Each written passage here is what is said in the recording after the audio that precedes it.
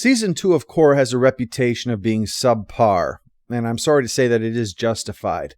The season was written over the course of a year, from May 2010 to May 2011, which sounds like a long time, but to come up with 14 scripts when you don't have a concept for what the season's about, well, that's daunting.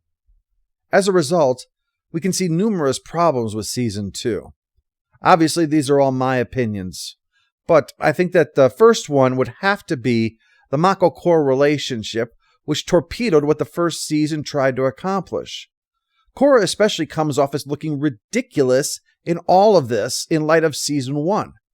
Because Season 1 took advantage of having a female lead by watching this unfold from her point of view, where she does the pining instead of being the one pined after, as is often the case because, in those cases, it's a male viewpoint character, often written by a male writer. But in this case, she's not the pursued, she's the pursuer. But having seen that reach fulfillment, Korra suddenly is throwing it all away by taking Mako for granted, downright treating him like crap. She goes from being the viewpoint character in The Pursuit to being seen from the outside in Season 2 as the impossible-to-please girlfriend. Showing this relationship crumble should have been tragic, but it isn't because by the time it ends, you're like, finally, I can't believe you put up with this for that long. We see why Korra is getting frustrated with the world, but we don't see why she would take that frustration out on someone that she loves as much as Season 1 suggested that she did. Indeed, there's so much celebration of Korra's final relationship in this series, but no one seems to remember that Season 1 ended with the promise of a blissful romantic future too. The series ends with people saying, "Yay, it's a happy ending," and not, "Oh yeah, Korra will find a way to fuck this up too." Second is that the point dovetails with the second. They still struggle with the character of Mako. Having him go legit and become a cop is a fine idea, and showing the friction with the police force was also a fine idea. But this friction doesn't come from the logical, "this guy used to run with gangs," and instead comes from, "lazy, useless cops don't realize how great he is." Mako primarily exists in this story as a cop. Almost all other times are him either fighting to save the world or being Korra's doormat. It would have shown a bit more of his human frailty if, while we see from Korra's perspective her regret on the things that she's unwittingly doing to tear down their relationship, that we see Mako's eyes wandering back to Asami for that moment when the kiss spontaneously arises. Bolin is the heart and the mouth of the show, but Mako cannot be summed up like that. Not because he's too complex, but because he's too tepid. Third, the villain is stretched too thin. He has no nuance, and his viewpoints are never examined other than always in touch with the spirits. He's a political leader as well as the dark sorcerer, but there's no sign of savvy mastery. Mostly he just has a low cunning. Plus, he hilariously has less personality than his mover counterpart. Consequently, he isn't strong enough as a primary menace. Fourth, the story feels like it's fumbling getting where it needs to go.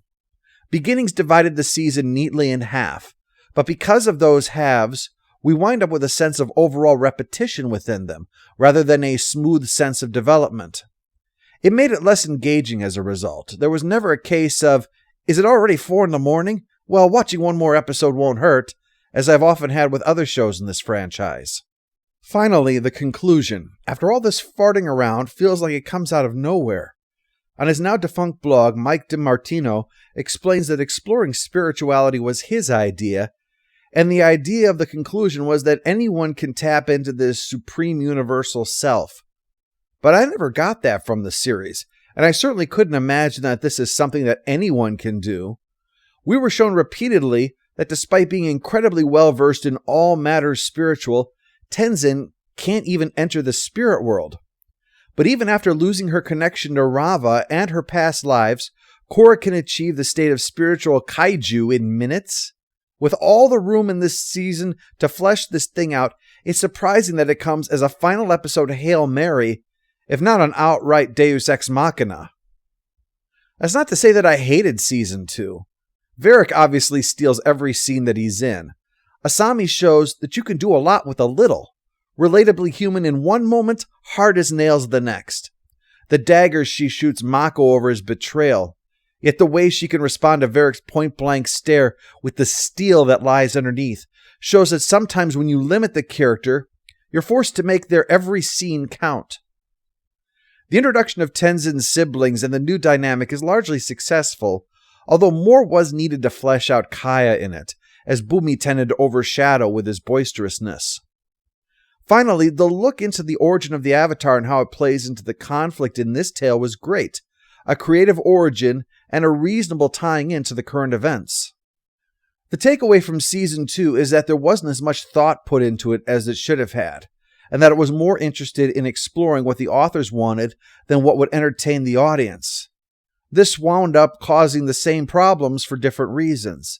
In many cases, things were glossed over because they weren't as interested in them, and in other cases, things were glossed over because it was assumed to be obvious. That question of why that I kept demanding, for example. It's because in their minds, this changes so much the given that they never thought to tell the audience why Korra should leap to that conclusion. For every Iroh who got on well with the spirits, there were a dozen people who ran into problems. What justifies this change to the world? The Avatar's job is to maintain the balance in the world, remember, not to decide on a few moments' thought to change it forever. When we get to Season 3, keep this in mind. Count the number of times that this spirit opening thing makes things better and when it makes things worse.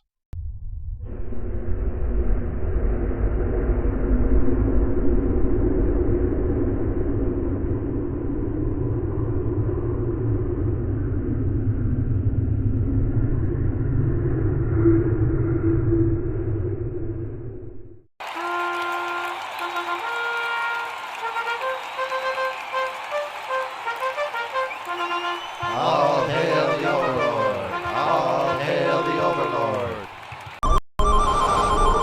It's working!